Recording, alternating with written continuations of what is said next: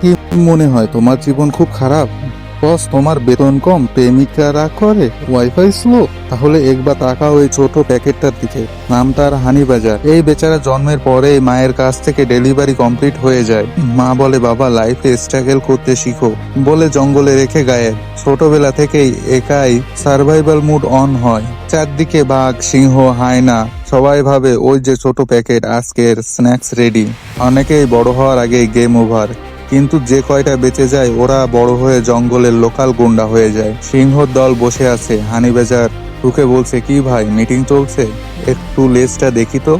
ধরলো লেজ, দিল কামড়। সিংহ ভাবছে আমি তো জঙ্গলের রাজা। হানিবাজার বলে, রাজা হলে কি হয়েছে, আমি ডিস্টার্বিং মিনিস্টার। সিংহ কামড় দেয়, কিন্তু ভাই এই প্রাণীর চামড়া এত ঢিলে ঢালা মোটা, কামড় দিলেও শরীরের ভেতর হানিবাজার ঘুরে উল্টে গিয়ে কামড় বসায়। মানে এটা হলো তুমি আমাকে ধরেছো, আমি তোমাকে ধরলাম।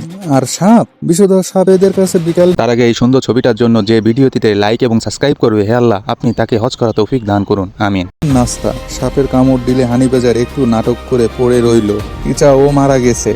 কিছুক্ষণ পর হঠাৎ উঠে সারপ্রাইজ। তারপর সেই সাপটাকে আস্ত গিলে ফেললো।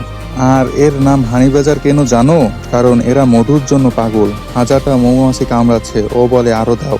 স্কিন কেয়ার হচ্ছে। সোজা চাকে মুখ ঢুকিয়ে মধু খেয়ে বের হয়ে আসে, একদম কুল লুকে। তো এখন বলো, তোমার জীবন খারাপ? না ভাই, তুমি হানিবাজার না।